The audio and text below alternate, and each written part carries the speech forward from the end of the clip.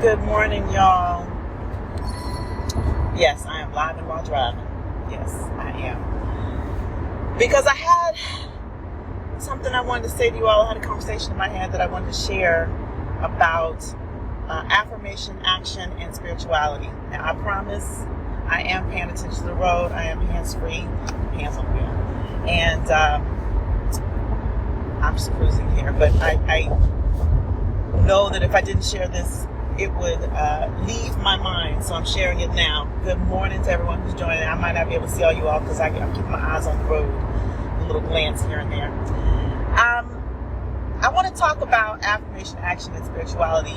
You know, a lot of times the work that I do in neuro-linguistic programming, sometimes when I talk to people who are of great religious faith and deep spiritual conviction, there is a conversation about whether there's conflict. This conflicts the spirituality and personal development conflict.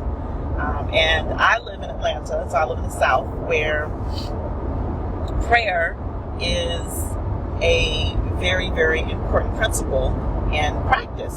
Now, you know, I actually am a spiritual being. I have a lot of spiritual practice, deep spiritual practice, including prayer, including affirmation, including yoga. And, you know, as I was having this conversation with a friend of mine the other day, we were talking about the fact that personal development and spirituality are not mutually exclusive. In fact, they go hand in hand. When you think about it, affirmation is a form of prayer. Affirmation is a form of prayer. It is just a direct conversation with higher power. Now, I use the language higher power. You know, whatever you call that higher power is what you call them. But when you think about affirmation, it is a form of prayer. And you know, one of the things you have to understand is that prayer without action, affirmation without action, is bankrupt. Why? Because if you are praying or you're affirming something to be true, but you're just expecting it to fall in your lap and you're not actively either looking for the opportunities or taking action each day to have that thing show up, then you're leaving it all to chance. Now, of course, there are many instances where when we affirm something and we have the true belief in it, the true belief in the faith, and that thing is going to happen. And that's the other thing about affirmations. I'm going to do a whole set on affirmations in a different live. But when we affirm something to be true, and we have the true belief, which some would call faith, right? The true belief that that thing will happen, and we take the action towards having that thing happen, then the opportunity will show up, right? Universe, God, higher power will create and allow the opportunity to show up. But here's the thing. Sometimes we're looking for something that you're looking for, like the light to shine from the heavens and the angels to sing and it to be super obvious, like this is the message from God. But sometimes God is very practical. Sometimes higher power is very practical and will send you people, places, things, community messages from people or otherwise that are subtle. And if you're not listening, see, that's like the full expression of the conversation with God, is you're listening as well as speaking, right? So and one of the things that I've been taught that I practice is that prayer is talking to God and meditation is listening. So when you're really listening, then you can, or watching or looking or observing, then you can see the expression of whatever that message might be from higher power. So when I talk about the marriage of affirmation, action, and spirituality inside of personal development, what we want to understand is that there are many things that outside of what people would consider traditional messaging from higher power that help develop us deeply, help us to connect with that unconscious mind. And when I talk unconscious mind, I'm talking higher self, that help to connect with your higher self, to connect with the unconscious mind. There's a lot of different language that we use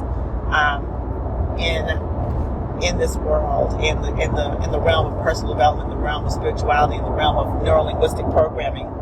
But if you think about it, it's all pointing to a similar thing, and that is deep connection with the self, and not just lowercase self, but the uppercase self, the higher self, so that when your conscious mind is integrated with the unconscious mind, you are connected with that higher self. Your intuition is developed. Your ability to hear the messages from universe, from God, from whatever you call that being is heightened.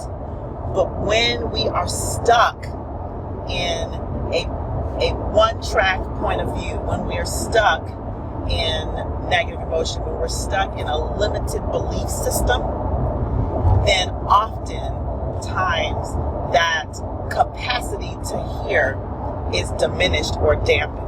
And that's why I love the work of neuro-linguistic programming so much, because it really does connect and or reconnect, I like to say, because when we're born, we're connected to that intuition. We're connected to that instinct, to that unconscious mind, to that higher self. And then as we move about the world, we're conditioned and taught in particular ways. And when we're conditioned and taught in particular ways, we live like that way is the truth. But we get expanded and we get that deeper connection to God and to the higher self and to the universe and to each other when we begin to break down those limiting beliefs and form those new and empowering beliefs and connect with our higher self, that higher consciousness. Now, like I said, religion, spirituality, it's not mutually exclusive from this connection. In fact, it's complementary. And so that's what I want you to take away. If you have been thinking about, well, what is how can I go deeper into or higher into that spiritual practice? It doesn't always mean that you go deeper into formal religiosity. No shade to that, and because that is a pathway, but it doesn't always mean that. And I know some people struggle with, I'm in the church, or I'm in this particular practice, religious practice, and I feel or see something more or something higher available, but are nervous to pursue that because it would occur to them like that would be blasphemy, that would be wrong. But I'm here to tell you that indeed that is not the case. That when you are in the church, when you are in a religious practice, a formal religious practice, and you feel or see something higher available, like a higher connection, you move with that, because what becomes available is a deeper personal connection with God. And I know that because I have experienced that not only for myself personally, but I've seen it in not only my clients, but the people I train and teach around reconnecting with the unconscious mind. So, I just want to have this conversation because I think it's important for people who are seekers, especially spiritual seekers, who have been raised in the church, and continue to be in the church, to know that you can pursue that higher level of consciousness and still be in line with your religious practices, with your spiritual practices. And a lot of times it deepens those. So we don't have to be so rigid in our reconnection with self. Okay? That's all I got for you today. As you can see, I'm still safe as I'm Living and driving. Yes, I have a little corny side to me.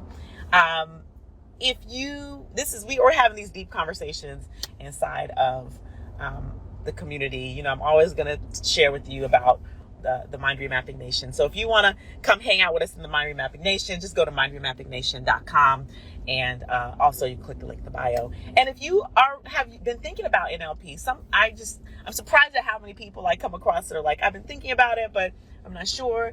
Then message me, and I can tell you a little bit more about what is available through training in NLP, because guess what? The Mind Remapping Nation is taking applications. And so our next training is coming up in the winter time. So if you're interested, get in where you fit in. All right, you guys have a great day today. Stay safe out there. And I will see you on the next conversation live here. All right. Peace.